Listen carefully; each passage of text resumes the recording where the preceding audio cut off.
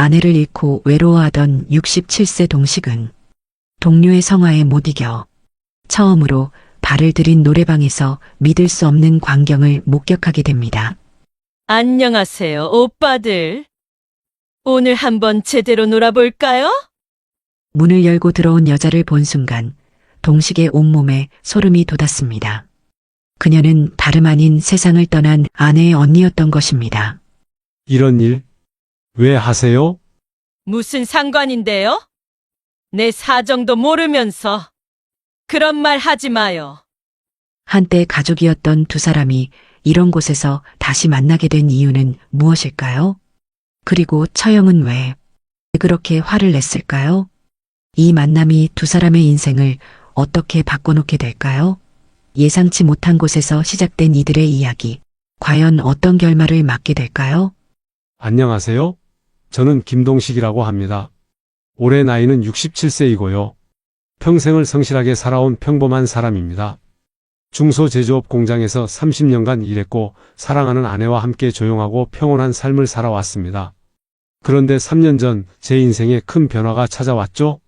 아내가 갑작스럽게 세상을 떠나면서 모든 것이 달라졌습니다. 지금은 혼자서 고시원에 살면서 택배 상하차 일을 하며 하루하루를 버텨나가고 있습니다. 67세의 나이에 이런 힘든 일을 하는 게 쉽지는 않지만 그래도 살아가야 하니까요. 오늘 제가 들려드릴 이야기는 그런 제가 뜻밖의 장소에서 뜻밖의 사람을 만나면서 시작된 이야기입니다. 끝까지 들어주세요. 67세 동식은 평생을 성실하게 살아온 평범한 남자였습니다. 중소제조업 공장에서 30년간 묵묵히 일해온 그는 평온한 노후를 꿈꾸고 있었습니다. 매일 아침 6시에 일어나 공장으로 향하고 저녁에는 아내 영희와 함께 저녁을 먹으며 하루를 마무리하는 것이 일상이었죠. 하지만 3년 전 그의 인생에 첫 번째 큰 시련이 찾아왔습니다. 그날도 평소와 다름없이 저녁을 먹고 있을 때였습니다. 영희가 갑자기 숟가락을 떨어뜨리며 비틀거렸습니다. 여보, 왜 그래? 동식이 놀라서 영희를 부축했지만 영희의 얼굴은 이미 창백해져 있었습니다. 급히 병원으로 달려갔고 의사의 진단은 충격적이었습니다. 백혈병입니다. 상당히 진행된 상태네요. 순간 동식의 머릿속이 하얘졌습니다. 의사의 말이 귀에 들어오지 않았습니다. 영희는 동식의 손을 꼭 잡으며 눈물을 흘렸습니다. 여보, 무서워요. 괜찮을 거야. 우리 함께 이겨내자. 동식은 망설임 없이 30년간 다녔던 회사를 그만두었습니다. 아내의 병수발을 위해서였죠. 공장 동료들이 만류했지만 동식의 마음은 이미 정해져 있었습니다. 형님, 그래도 일은 계속하셔야죠. 돈이 얼마나 많이 들어가는데요? 아니야. 영희가 더 중요해. 하지만 현실은 가혹했습니다. 백혈병 치료에 필요한 약은 보험 적용이 되지 않는 눈물나게 비싼 것들 뿐이었습니다. 한 달 치료비만 수백만 원이었죠. 동식은 주저하지 않았습니다. 집을 팔았습니다. 30년 동안 조금씩 모아온 적금도 모두 해약했습니다. 그래도 부족해서 대출까지 받았습니다. 아빠, 돈 걱정은 하지 마세요. 제가 도울게요. 전주에서 결혼 생활을 하던 외동딸 지수도 힘닿는 대로 도왔습니다. 하지만 병원비는 밑빠진 독에 물 붓기였습니다. 아무리 돈을 부어도 끝이 보이지 않았죠. 매일 밤 동식은 영희 옆에서 잠을 설쳤습니다. 영희의 숨소리가 점점 약해지는 것을 느낄 때마다 가슴이 찢어질 것 같았습니다. 여보, 미안해요. 내 때문에 이렇게 고생하고. 무슨 소리야?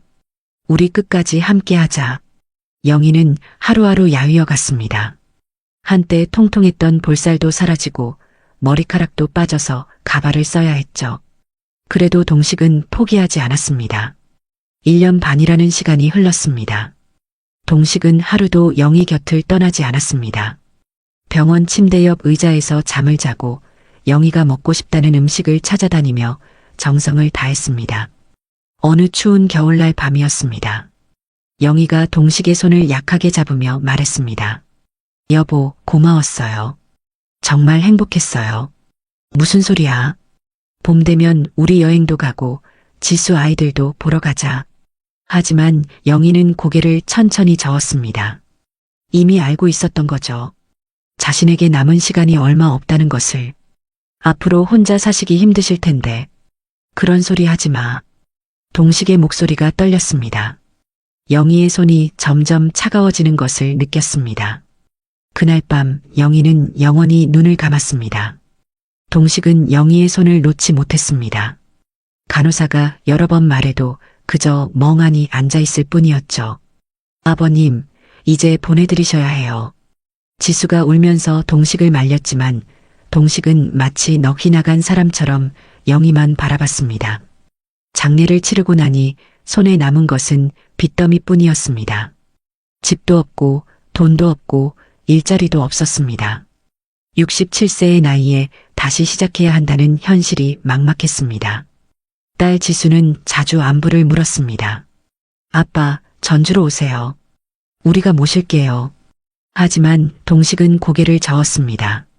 지수도 전주에서 두 아이를 키우며 살림하는 것이 버거워 보였습니다. 동식은 딸에게 더 이상 짐이 되고 싶지 않았습니다. 괜찮다. 아빠는 혼자서도 잘 살 수 있어. 그래서 선택한 것이 고시원 생활이었습니다.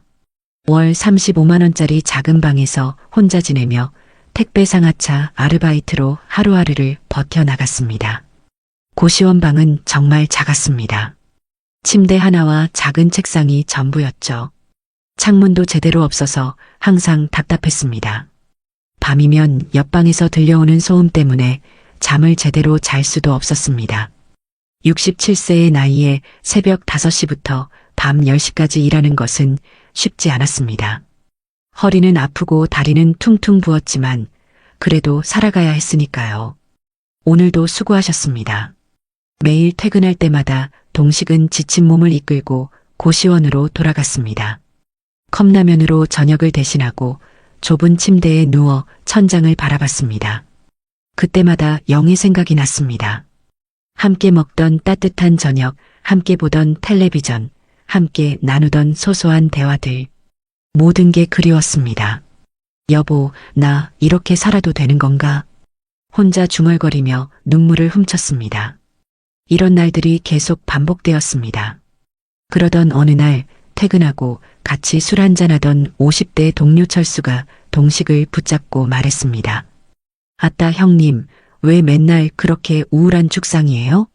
철수는 평소에도 말이 많고 시끄러운 사람이었습니다. 동식과는 정반대 성격이었죠. 그냥 그래. 동식이 시큰둥하게 대답하자 철수가 더욱 신나서 말했습니다. 인생 뭐 있어요? 오늘 노래방에서 아가씨 불러서 화끈하게 놀자고요. 동식은 깜짝 놀랐습니다. 그런 곳에 가본 지가 언제인지 기억도 나지 않았습니다. 아니야.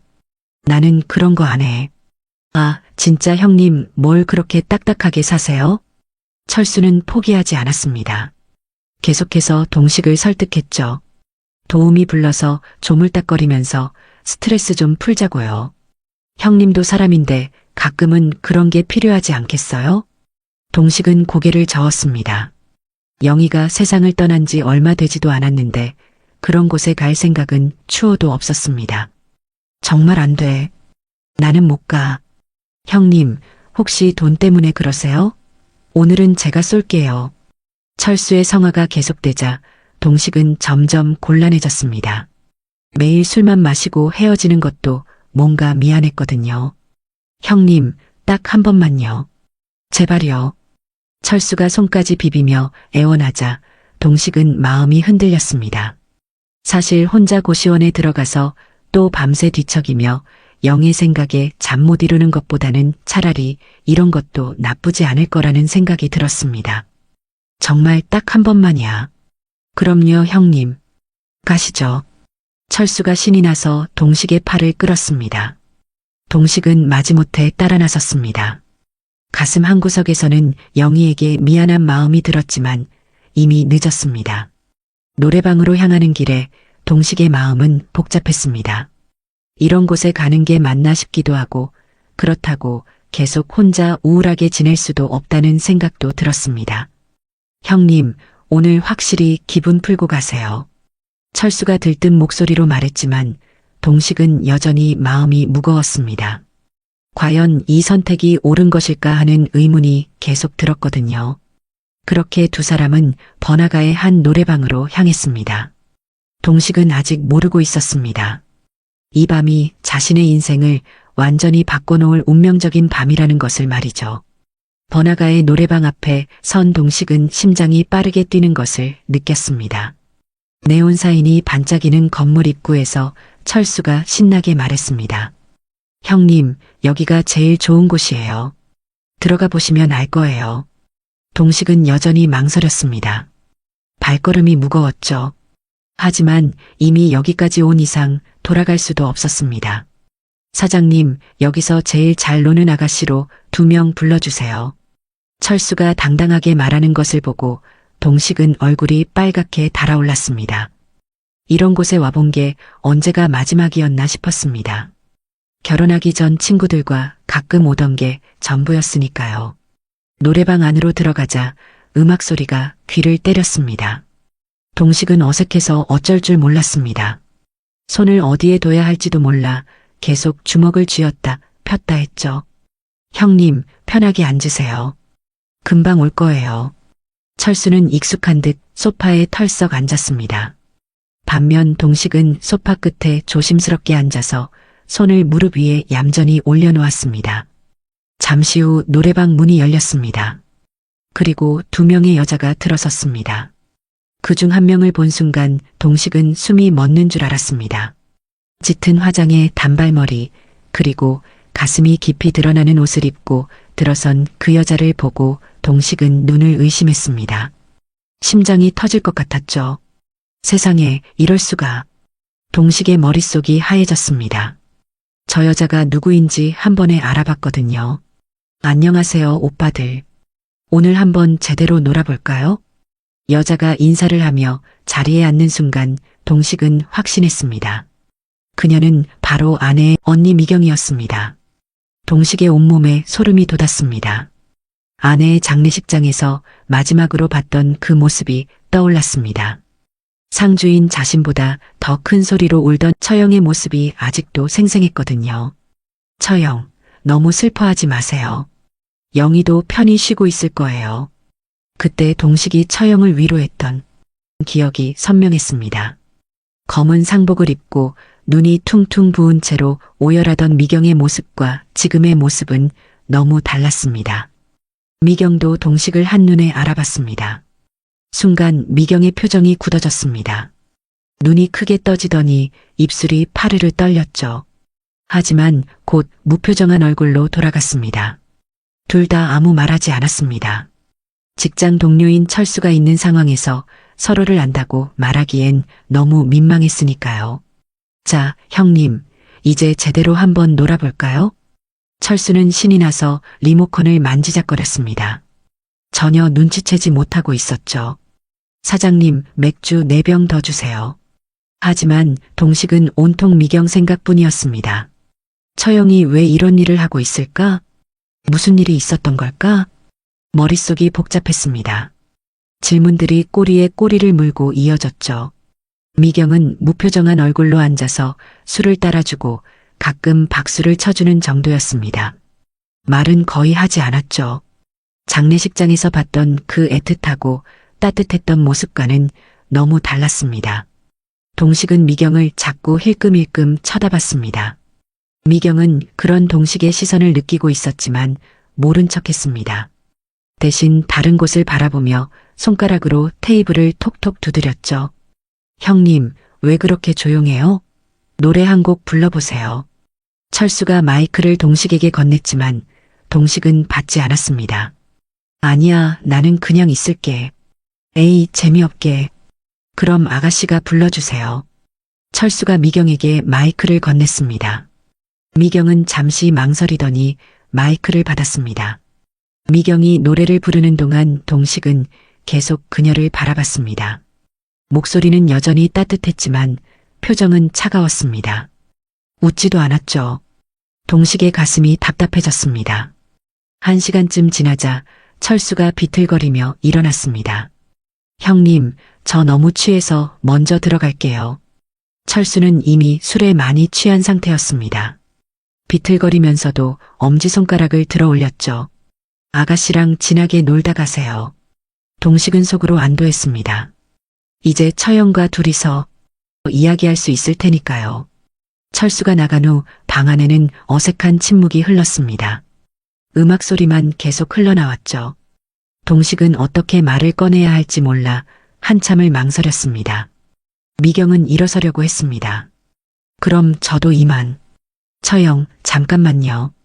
동식이 조심스럽게 말했습니다. 목소리가 떨렸죠. 미경은 멈춰서 동식을 쳐다봤습니다. 그 눈빛에는 당황스러움과 함께 뭔가 경계하는 기색이 있었습니다. 뭐요? 미경의 목소리는 차갑고 날카로웠습니다. 예전에 들었던 그 따뜻한 목소리와는 전혀 달랐죠. 동식은 입을 몇 번 벙긋거렸습니다. 무슨 말을 해야 할지 모르겠더라고요. 이런 일, 왜 하세요? 동식의 목소리는 떨렸습니다.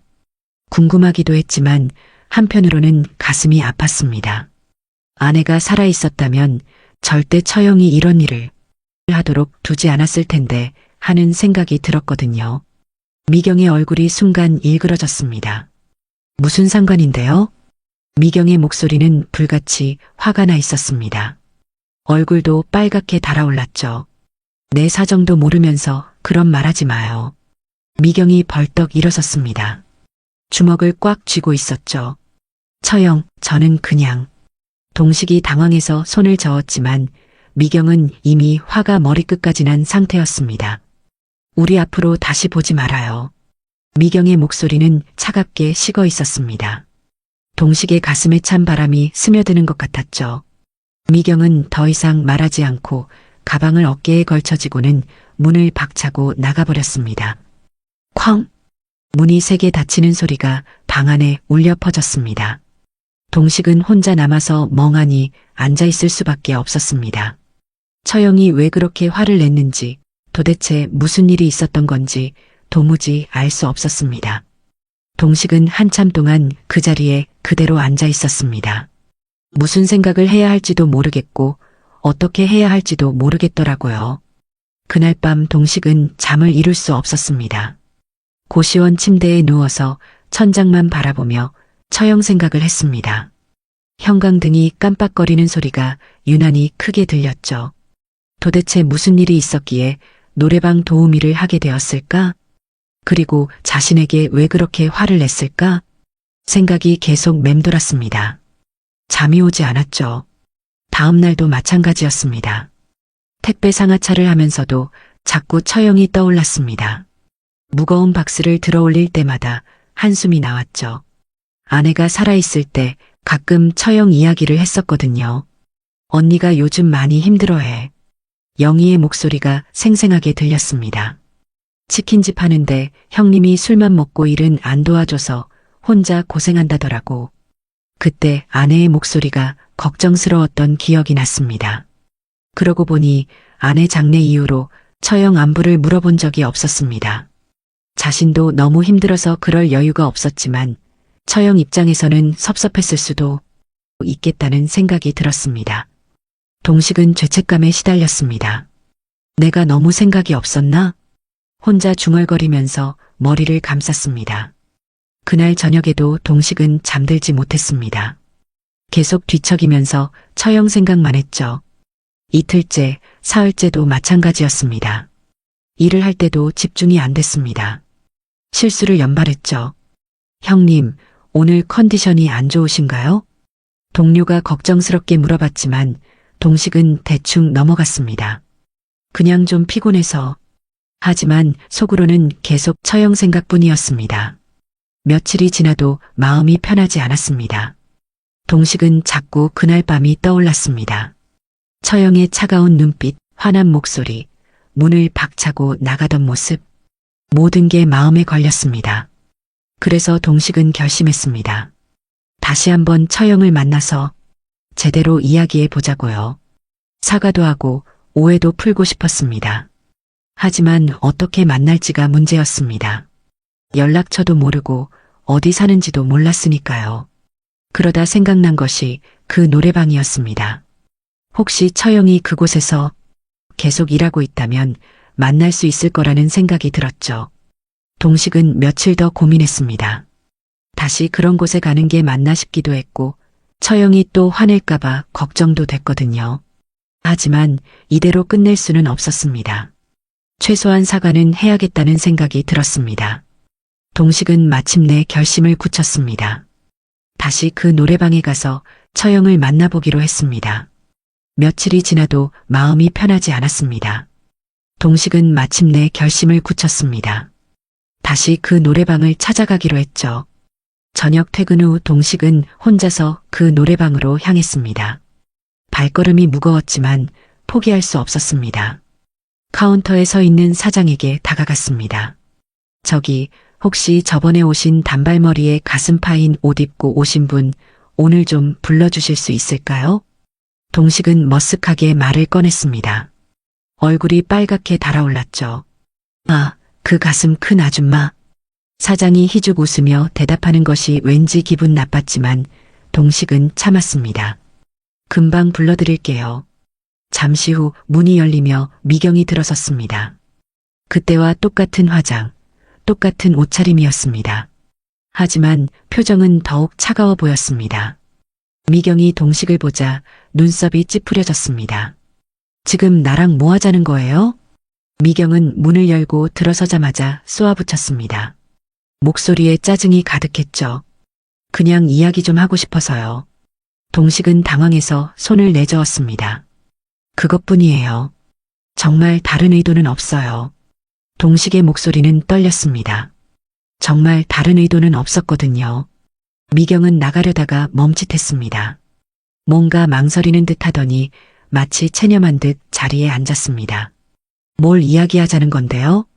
미경의 목소리는 여전히 차가웠지만 조금은 누그러진 것 같았습니다. 처형, 저 정말 몰라서 그래요. 동식이 조심스럽게 말을 꺼냈습니다. 무슨 일이 있었던 거예요? 미경은 대답하지 않고 술을 따르기 시작했습니다. 손이 미세하게 떨리고 있었죠. 아, 됐고. 오늘따라 술이 확 땡기네. 미경이 술잔을 단숨에 비웠습니다. 술이나 마셔요. 술잔이 몇 번 오간 후 미경의 목소리가 조금 누그러졌습니다. 얼굴도 붉어지기 시작했죠. 당신, 내 가족. 우리 가족 힘들 때 다 모른 채 했잖아요. 미경의 목소리에 오랜 세월 동안 쌓여있던 서러움이 느껴졌습니다. 동식은 가슴이 뜨끔했습니다. 처형, 영이 죽고 나서 날 찾는 사람은 아무도 없었어요. 미경이 술잔을 들고 말했습니다. 눈가가 촉촉해져 있었죠.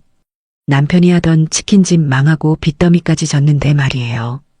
동식은 아무 말 없이 고개를 떨궜습니다. 자신이 크게 잘못했다는 생각이 들었습니다.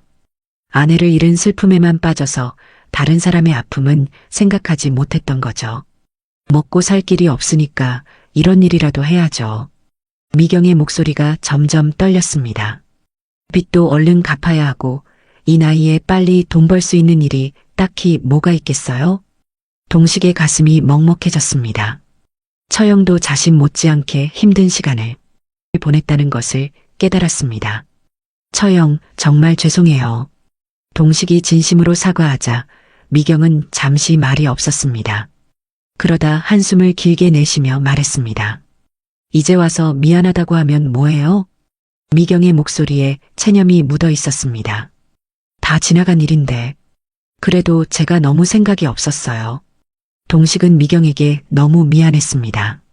자신만 힘들다고 생각했는데 처형도 똑같이 힘들었을 텐데 말이에요. 당신도 힘들었을 거 아니에요. 미경이 술을 한 모금 더 마시며 말했습니다. 영이 잃고 얼마나 힘들었겠어요. 동식은 고개를 끄덕였습니다. 목이 메어서 말이 나오지 않았죠. 그날 이후로 동식은 가끔 그 노래방을 찾아갔습니다. 처음엔 어색했지만 미경도 조금씩 마음을 열기 시작했습니다. 혹시 괜찮으시면 밥 한 끼 하실래요? 어느 날 동식이 용기를 내어 물어봤습니다. 밥이요? 미경이 놀란 표정으로 동식을 쳐다봤습니다. 네. 노래방 말고 다른 데서요. 미경은 잠시 망설이더니 고개를 끄덕였습니다. 좋아요. 다음 날 두 사람은 동네 콩나물 국밥집에서 만났습니다. 화려한 화장도 없고 평범한 옷을 입은 미경의 모습이 더 편해 보였습니다. 오랜만에 이런 데서 밥 먹네요. 미경이 따뜻한 국밥을 먹으며 말했습니다. 맛있어요. 동식도 국밥을 한 숟가락 떴습니다. 왠지 마음이 따뜻해졌죠. 얼마 전에 반지하 단칸방으로 이사했는데 곰팡이 때문에 도배 다시 해야겠어요. 미경이 말했습니다. 그럼 제가 도와드릴게요. 동식이 말하자 미경이 고개를 들었습니다. 같이 해요. 왜요? 굳이 안 하셔도 되는데. 그냥 혼자 하기 힘드실 것 같아서요. 며칠 후 동식은 미경의 집에 가서 도배를 도와주었습니다. 반지하 작은 방이었지만 두 사람이 함께하니 일이 빨리 진행되었습니다. 이제 훨씬 나아 보이네요. 미경도 만족스러워했습니다. 정말 고마워요. 혼자 했으면 며칠 걸렸을 텐데. 배고프시죠? 뭐 시켜 먹을까요? 동식이 물어보자 미경이 말했습니다. 짜장면이나 시킬까요? 그날 저녁 두 사람은 작은 상에 앉아 짜장면을 나눠 먹었습니다. 별것 아닌 식사였지만 왠지 마음이 따뜻해졌습니다. 앞으로는 동식 씨라고 불러도 돼요? 미경이 조심스럽게 물어봤습니다. 동식은 미소 지으며 답했습니다. 네. 그럼 저도 미경 씨라고 불러도 될까요? 그날부터 두 사람은 서로를 이름으로 부르기 시작했습니다. 처형과 동서라는 딱딱한 호칭보다 훨씬 자연스러웠습니다. 그렇게 몇 주가 지났습니다. 동식과 미경은 자주 만나게 되었습니다. 동식이 택배를 마치고 나면 미경과 함께 저녁을 먹거나 동네를 산책하기도 했습니다. 미경도 노래방 일을 나가지 않는 날이 많아졌습니다. 미경 씨, 이번 주말에 속초 바다 다녀오는 거 어때요? 어느 날 동식이 조심스럽게 제안했습니다. 속초요? 미경의 눈이 반짝였습니다. 네. 미경 씨랑 바다 보면서 기분 전환 좀 하고 싶어요. 미경은 잠시 망설이더니 고개를 끄덕였습니다. 좋아요. 저도 바다 본 지 오래됐어요. 주말에 동식은 미경과 함께 기차를 타고 속초로 향했습니다. 오랜만에 떠나는 여행이라 두 사람 모두 설렜습니다. 와, 정말 시원하네요. 속초 바닷가에 도착하자 미경이 탄성을 질렀습니다. 파란 바다와 하얀 파도가 눈앞에 펼쳐져 있었습니다. 그러게요. 바다를 보니까 마음이 한결 가벼워지는 것 같아요. 두 사람은 바닷가를 따라 천천히 걸었습니다. 잔잔한 파도 소리가 마음을 편안하게 해주었습니다. 동식 씨는 이런 데 자주 다니셨어요? 아니요. 늘 바빠서 이런 여유가 없었어요. 동식이 고개를 저었습니다. 지금 생각해보니 영희한테 미안하네요. 너무 자책하지 마세요. 영희는 이해했을 거예요. 미경이 동식의 어깨를 가볍게 두드렸습니다. 바다를 바라보며 동식이 조용히 말했습니다. 미경 씨와 함께하는 이 시간이 더 오래 갔으면 좋겠어요. 미경도 고개를 끄덕였습니다. 저도 지금 이 순간이 끝나지 않았으면 좋겠어요. 미경 씨, 우리 앞으로도 자주 이렇게 나와요. 그럴까요? 해가 지고 어둠이 내리자 두 사람은 서울로 돌아가는 길에 올랐습니다. 돌아오는 길에 동식이 말했습니다. 다음에는 어디로 갈까요? 어디든 좋아요. 동식 씨와 함께라면요. 미경의 대답에 동식은 가슴이 따뜻해졌습니다. 두 사람의 마음 사이에 무언가 특별한 감정이 싹트기 시작했습니다. 더 이상 처형과 동서가 아닌 서로에게 소중한 사람이 되어가고 있었죠. 이후로 두 사람은 더욱 자주 만나게 되었고 미경은 노래방 도우미 일도 거의 그만둔 상태였습니다. 그렇게 시간이 흘러갔습니다. 동식과 미경은 서로에게 특별한 존재가 되어 있었습니다. 동식은 더 이상 혼자라는 생각이 들지 않았고 미경도 예전처럼 우울하지 않았습니다. 어느 날 저녁 미경의 반지하 방에서 함께 저녁을 먹고 있을 때였습니다. 동식이 조심스럽게 작은 반지 상자를 꺼내 미경 앞에 놓았습니다. 이게 뭐예요? 미경이 놀란 표정으로 물어봤습니다. 손이 살짝 떨렸죠. 미경 씨, 혼자보다는 우리 같이 살아가는 게 훨씬 좋을 것 같아요. 동식의 목소리는 떨렸지만 진심이 담겨 있었습니다. 동식 씨, 미경의 눈가가 촉촉해졌습니다. 미경 씨도 저도 그동안 힘든 시간을 겪었는데 앞으로 남은 인생은 평생 행복하게 해주고 싶어요. 미경은 말없이 반지 상자를 들여다봤습니다. 크지도 화려하지도 않은 소박한 반지였지만 동식의 마음이 고스란히 느껴졌습니다. 정말 괜찮을까요? 미경이 걱정스럽게 말했습니다. 뭐가요? 우리 같은 사이를 사람들이 과연 좋게 볼까요? 미경이 걱정스럽게 말하자 동식이 대답했습니다. 그런 건 상관없어요. 우리만 좋으면 되는 거 아닌가요? 미경은 한참 동안 망설이더니 조용히 고개를 끄덕였습니다. 그날 이후 미경은 노래방 도우미를 완전히 그만두었습니다. 동식도 고시원을 나와 미경의 반지하 방에서 함께 살기로 했습니다. 둘이 함께 있으니 그 어느 때보다 따뜻했습니다. 이제 정말 새로 시작하는 거네요. 미경이 동식의 짐을 정리해주며 말했습니다. 네. 늦었지만 새로운 시작이에요. 두 사람은 소박하지만 평화로운 일상을 만들어갔습니다. 동식은 여전히 택배 일을 했고 미경은 집 근처 식자재 마트에서 일하기 시작했습니다. 저녁이면 함께 장을 보고 함께 밥을 해 먹으며 소소한 행복을 느꼈습니다. 하지만 이런 평온한 시간이 오래가지는 못했습니다. 문제는 전혀 예상하지 못한 곳에서 터졌습니다. 늦은 밤 미경의 핸드폰이 울렸습니다. 도우미로 일했을 때 제일 가깝게 지냈던 명숙 언니의 전화였습니다. 미경아, 잘 지냈어? 늦은 시간에 갑자기 전화해서 미안해.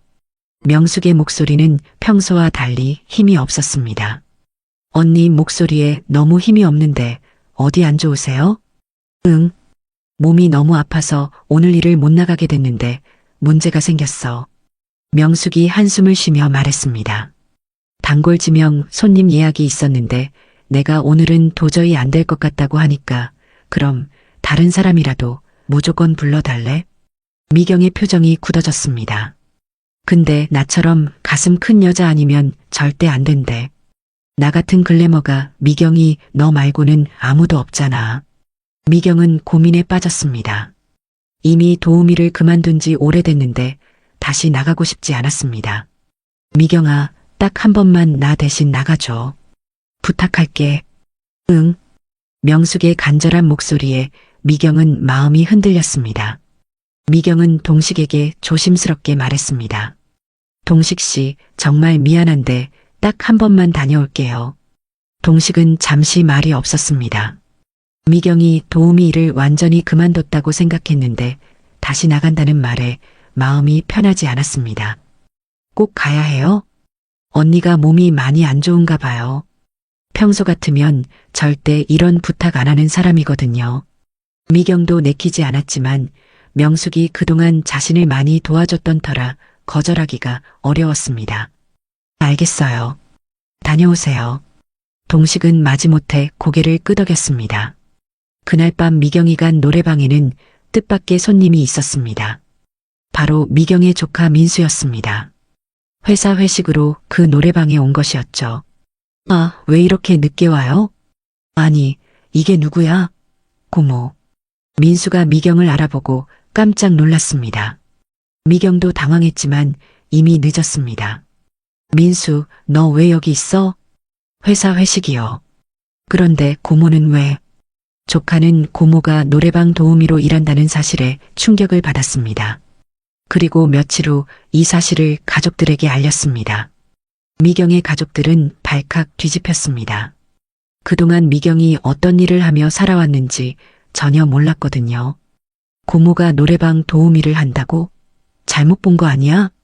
하지만 조카의 증언은 확실했고 가족들은 분노했습니다. 며칠 후 미경의 가족들이 반지하 방 앞으로 몰려왔습니다. 문을 두드리며 소리를 질렀습니다. 미경아, 문 열어. 안에서 뭐 하는 거야? 미경은 겁에 질려 동식을 바라봤습니다. 동식이 문을 열자 미경과 함께 있는 모습을 본 가족들이 더욱 화를 냈습니다. 뭐야? 둘이 언제부터 이런 사이였던 거야? 가족들의 목소리가 점점 커졌습니다. 도우미 일하는 것도 창피한데 죽은 처제 남편이랑 살고 있었어? 앞으로 동네 사람 보기 창피해서 어떻게 다녀? 가족들의 비난은 계속되었습니다. 미경은 눈물을 흘리며 고개를 떨궜고 동식은 묵묵히 그녀 앞을 막아섰습니다. 그만하세요. 동식이 큰 소리로 말했습니다. 내가 뭔데 끼어들어?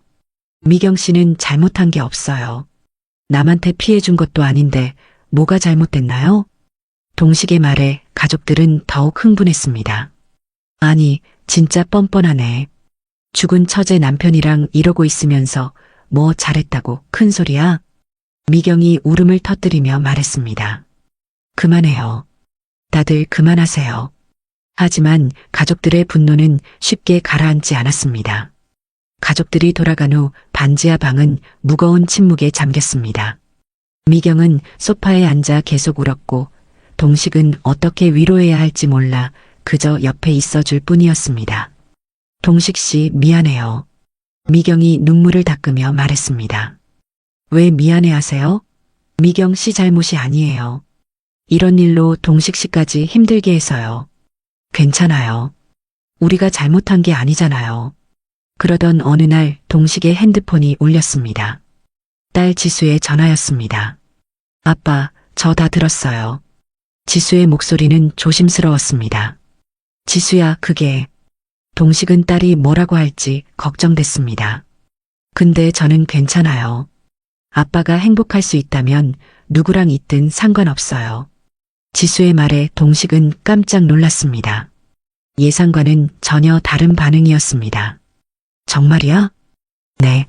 엄마 돌아가시고 나서 아빠가 얼마나 힘들어 하셨는지 알아요. 지수의 목소리에 눈물이 섞여 있었습니다. 혼자 고시원에서 지내시는 것도 너무 마음 아팠는데 저는 끝까지 아빠 편이에요. 동식은 울컥해서 고개를 떨궜습니다. 딸이 이렇게 말해주니 가슴이 뭉클했습니다. 지수야, 정말 고맙다. 아빠, 꼭 행복하셔야 돼요. 그게 엄마도 원하는 일일 거예요. 전화를 끊고 나서 동식은 미경에게 딸의 말을 전해줬습니다. 정말이에요? 미경도 놀란 표정이었습니다. 네. 지수가 우리를 이해해준대요. 다행이네요. 지수까지 반대했으면 어쩌나 했는데 미경의 얼굴에 처음으로 밝은 표정이 떠올랐습니다. 그날 밤 미경이 동식에게 말했습니다.